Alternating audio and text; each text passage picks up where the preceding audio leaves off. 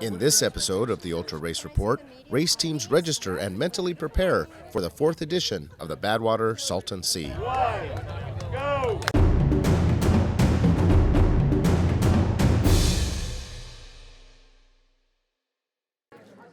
April 30th, 2016, ultra runners from around the world have once again gathered in Borrego Springs, California for the 4th edition of the Badwater Salton Sea. What makes this ultra race unique is that it's run in teams of 2 or 3. It's not a relay. Teams must remain together throughout the race. So this is our 4th Badwater Salton Sea, and we have 39 teams running, so either duos or trios, and there's 39 teams. So we have a record field by about 40 runners. So I like to just think this race has finally arrived. Like, people have discovered it, it's becoming a must-do event, and I'm thrilled because it's an awesome race and an awesome race route. So there's 6 categories, and a lot of these teams are here. They want to at least get their category record, and if not, go for the overall. So yeah, it's going to be a fast race, I think, but you know, the weather's a big factor too. Amongst these teams are past Badwater veterans and rookies who are both here to compete. We would like to, take first, set a new record, at least, break last year's record. That's the plan.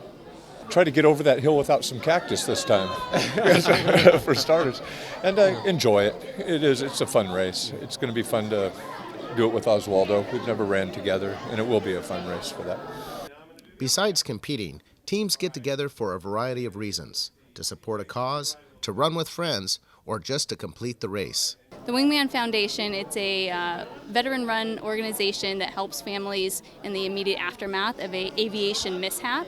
So if for something were to happen, financially they can get assistance through this organization. Well, I was looking for 2 really other good-looking bald men, and I searched all over the state of California, and this is all I could come up with. Yeah, that's the best we got. Well, I like Hello Kitty, and I like that term, beast mode. So putting Hello Kitty with beast mode is cute, making her look tough, and we're tough and cute, so team beast mode. To combine the two to... This year, the Badwater Salton Sea race route is 81 miles and has over 9,000 feet of cumulative ascent. The route starts in Salton City, which is 234 feet below sea level, and moves west to Time Station 1 at the U.S. Navy Microwave Tower. It then moves along the Borrego Salton Seaway until it reaches the town of Borrego Springs. Just outside of Borrego Springs, runners will encounter the California Riding and Hiking Trail, where they will climb over 3,500 feet over the next 8 miles to the town of Cheetah. From Cheetah, runners will continue west and descend a little over 1,500 feet over the next 20 miles to Time Station 5 in Lake Henshaw. From there, they will begin their final climb of just under 3,000 feet up Palomar Mountain to the finish line. Well, we're in desert mountain region, which means any kind of weather can happen and probably will. So we're expecting, good 90 plus during the day, a lot of wind. But then as they ascend into the mountains, they have 2 mountain ranges to go up. The sun will go down, it's going to get cold, and it's supposed to rain. So it could be near freezing and raining on their way up to the finish on the top of Palomar Mountain. With the weather conditions still in question, race teams lined up the morning of May 1st, 2016 to begin the 4th edition of the Badwater Salton Sea. 3, 2, 1, go! Go, baby! As the sun rose over the Salton Sea, race teams start making their way off the crusty shore. On the first leg of their journey, they'll make their way through Salton City and head west. As they leave the town limits, they will pass under California 86 to the last oasis before making their way into the desert. Here at the 6.93 mile mark, teams wait on the other side of the 86. This will be the first time they get to support their racers since the race has begun. As racers arrive, support crews stock them up with fluid and supplies. Once racers are stocked, they take off to make their way along the Borrego Salton Seaway towards Time Station 1. At the 10-mile mark, racers arrive at the first climb, and the field is starting to spread out as the teams fall into position. Taking a strong lead into Time Station 1 is the two-person mixed team Cape Fearless Duo, Dean Daubertine and Suzanne Tulsey. They arrived at Time Station 1 at the U.S. Navy Microwave Tower, located 14.4 miles into the race, in exactly 2 hours. Hot on their heels were the team of Jared Fedoroff and Ray Sanchez, Team J-Ray. Jared had recently come in first at Badwater Cape Fear and was looking to add to his wins. The 100-mile club was keeping a close watch on the front, along with the two-person mixed team Los Aventureros, Mark Matyazik and Nelva Valladares. Team Dingo Blonde, Grant Mon, and Amy Costa got a quick resupply as they cruised through. And the first two-person female team, Wingman Foundation, with Brittany McCullough and Monique Jacks, also got a quick bite before they moved on. As the teams continued to pass through Time Station 1, there was a tight race at the front as the lead teams made their way into the Anza Borrego Desert. The top 4 teams were inside of each other as their crews leapfrogged with support. Here they will pass their first marathon distance, and at this point in the day, the sun is really starting to heat up.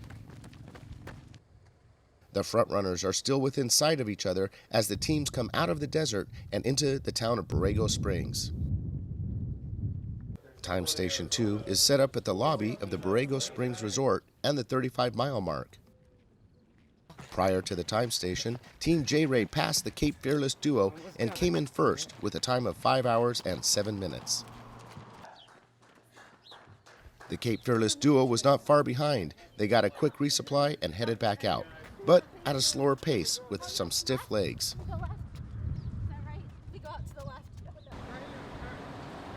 As runners leave Borrego Springs, they encounter a 3,000-foot elevation gain over the next 8 miles. On their way to Time Station 4 in Ranchita, teams will maneuver through the cactus-lined California Riding and Hiking Trail. The first to make it up the trail was Team J-Ray. Jared Fedoroff was definitely driving the pace as Ray pushed to keep up. Although Team Cape Fearless Duo had been tight on their tail, surprisingly, the next team up the hill was the 100-mile club. At this point, Robert was leading the group as Oswaldo was enjoying a quick refreshment. Ice creams!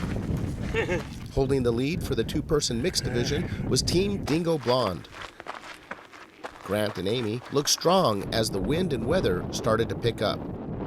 Vying for the top spot in the two-person mixed division, Los Aventureros, Matt and Nelva, were hot on Dingo Blonde's heels.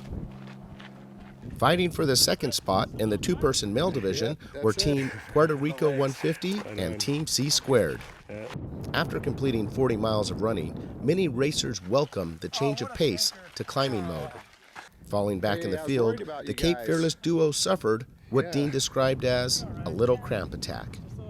As he struggled to make his way up the hill, ominous clouds began to form on the horizon, giving notice of what's to come. The clouds continued to build as Team J-Ray approached the end of their time on the trail and moved on to the Montezuma Valley Road. Having a significant lead, Team J-Ray took some time to recharge with their crew before moving on. By the time Team Dingo Blonde, currently in second, came down the trail, the rain had just begun. Los Aventureros continued to drive through the rain as they pushed to catch Team Dingo Blonde. After leaving the trail, teams connect with their crews who are standing by ready to support. When Oswaldo Lopez emerged from the trail, he was alone, missing his 2 team members. No, they're in the trail. They're in the trail. Frantically, he called for their jackets as he returned to the trail to find his teammates. Ready for the weather, Los Aventureros returned to the chase.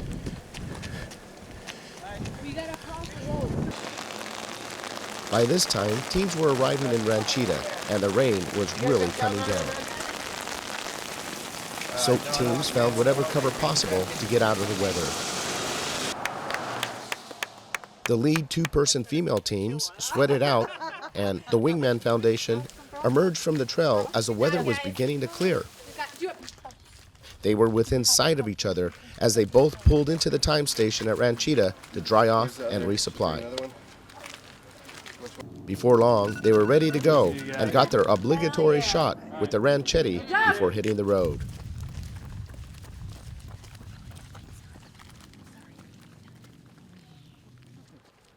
As the sun was beginning to set, racers were making their way to Time Station 5 in Lake Henshaw at the 68-mile mark in the race. The 100-mile club were now short one runner, but still in the race. He's just cramping up. He's okay, but he was throwing up, So it'd be better for him, not to go if it was going to get cold. So, but we tried to go faster in the beginning. It cost the race for him and us. So, but we're going to do our best to finish for the 100-mile club. For the next 18 miles between Time Station 4 in Ranchita and 5 in Lake Henshaw, racers will experience a gradual downhill. During this time, temperatures change as night sets in, and the racers are now at a higher elevation than during the day. The first to arrive at Lake Henshaw was Team J-Ray in just 12 hours and 20 minutes. They were holding a record pace. As they prepared for night and their final climb, Jared Federoff pointed out the similarity to the Badwater 135. Yeah, it's like going into Lone Pine, then we have 11 miles uphill. So, gotta have that mindset. Hey, can you get him a Coke from your room? Yep. The final climb in Badwater Salton Sea will be 2,800 feet in 13 miles. The race for first in the two-person mixed category was starting to heat up. Team Dingo Blonde had an 11-minute lead over Los Aventureros at Time Station 4 in Ranchita. In the stretch between, Los Aventureros made their move to take the lead and arrive at Time Station 5 7 minutes ahead of Dingo Blonde. The sun continued to fall as teams made their way along State Route 79. The Wingman Foundation fought to maintain their lead as they were feeling the pressure from Sweat It Out. Just keep trucking along. Sweat It Out were in great spirits as the evening set in. The race to the top of Palomar Mountain was in full effect as the front runners continued to climb into the night. Los Aventureros, now leading the two-person mixed division, were second overall and were in the chase for first. But Team J-Ray had goals of their own and were chasing the course record. What is it? You got 14:45 right now. Yeah. You got to get under 15:09 course record. Come on now. Rock and roll, baby. Come on now. Jay, what do you want? And they did it, crossing the finish line with a time of 14 hours and 56 minutes, setting a new course record and taking first overall in the 2016 Badwater Salton Sea.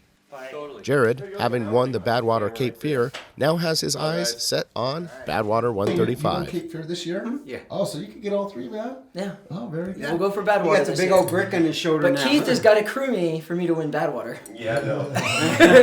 Keith crews the webcast. Los Aventureros crossed the finish line to come in first in the two-person mixed division and second overall with a time of 16 hours and 2 minutes. For me, I was just like in heaven when it started raining. Legs started feeling awesome. They got like because refreshed. everything, it's like an anti-inflammatory because it gets so cold. Yeah. It's like an ice bath. It was beautiful. It was And then the roads were flooded, right, with like mud, and it was just awesome to go through there. Yeah.